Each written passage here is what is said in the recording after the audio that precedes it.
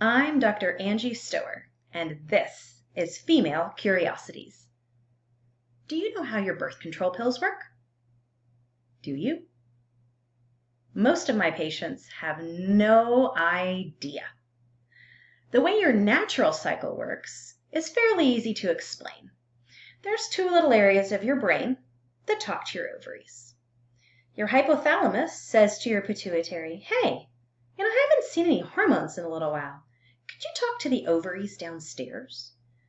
And the pituitary says, sure, I can talk to the ovaries. Hey, ladies, could you please kick us out some hormones? And the ovaries say, no problem, I'm doing my job.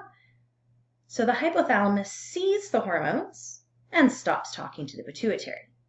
Now this creates a nice little ebb and flow of hormones.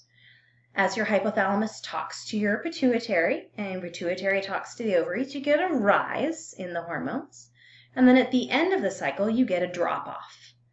Once you hit that drop-off, the estrogen gets low enough that the lining of the uterus that you shed every month becomes unstable and bleeds. That'll pass some blood, a little tiny bit of tissue, and occasionally small clots.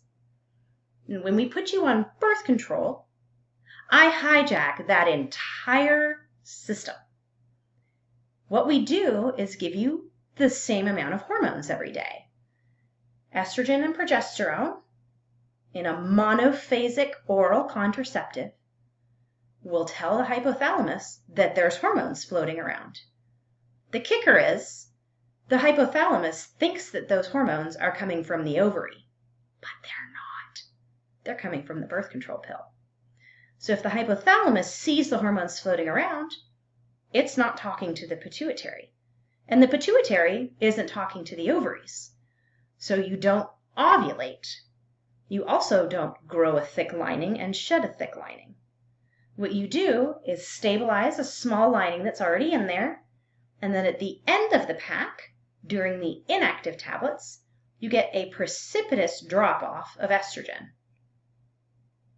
And then when you start the next pack, you go right back up to the same hormone level. The inactive tablets at the end of the pack are typically 4 to 7 days in a monthly pack. During those 4 to 7 days, you are taking either sugar tablets or iron tablets. During that time, precipitous drop-off of hormones will cause you to shed the lining. One question I get from a lot of patients is, do I just go into the next pack? What if I'm still bleeding? What if I didn't have a period? The answer is yes. You take the tablets all the way through the month, all the way through the inactive tablets, and then start the next pill pack, regardless of whether or not you've actually had a period.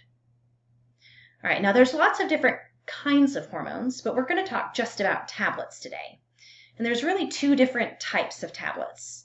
There's one type of tablet that has only progesterone in it. That's typically used for people who are breastfeeding or have a reason not to be taking estrogen. Progesterone tablets are a little bit finicky. You have to take them at exactly the same time every day to make sure that you don't ovulate. Those progesterone tablets, if they're not taken at exactly the same time every day, will not prevent you from getting pregnant. Now, the second type of tablet is a combined oral contraceptive that has progesterone and estrogen in it. This is the most common type of birth control pill. Now, there's different variations and tweaks and things about the combined oral contraceptives, but in general, they have a type of progesterone and a level of estrogen. All of the estrogens are the same type of estrogen in the tablets, but they're not all at the same level. There's 4 different levels, I'd like to say. One of them's high dose tablets. There's moderate dose, low dose, and ultra low dose. All the same type of estrogen, just different varying amounts. The highest doses have around 50 micrograms of estrogen. These have 30 to 35. The low dose have 20, and the ultra low dose have 10.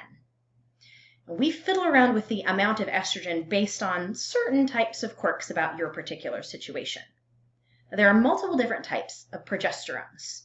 So we can change the level of estrogen or the type of progesterone depending on what your particular situation is. For instance, people with acne, we would use a progesterone that isn't as likely to increase acne. Now, all birth controls, to some extent, typically help with acne, but some people are more sensitive to the types of progesterones. Now, when you take your birth control pill and hijack that entire system, sometimes you can be put on an extended pill. For instance, a 3-month pill, or even a pill that lasts for a year. Now, is having your period every 3 months or only once a year okay? Absolutely, as long as I'm making you do it. If your body is skipping periods on its own, that would be a really good reason to get to your primary care doctor or your gynecologist. But if I'm making it happen, then it's okay. One of my patients once called me the period fairy. And that means that I can make you have a period when I want you to.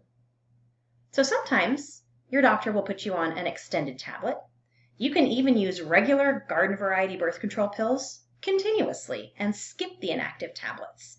I would definitely talk to your doctor about that before doing it on your own. So what are side effects to birth control? This is probably where birth control gets its worst rap. The most common side effects for birth control are headaches and breast tenderness, by far. But it's also possible to have problems with things like thinning hair and acne and mood swings. The worst risk associated with birth control is having a DVT. A DVT is a clot that's in one of your deep veins, like in your legs most of the time, or occasionally even in the arms. Those clots can dislodge and get up into your heart and lungs, and that is bad news. When they get into your heart and lungs, that's called a pulmonary embolism, which has a pretty high fatality rate. The other thing that your birth control pills can do is cause a stroke. Same idea as a DVT, but obviously that's in your brain.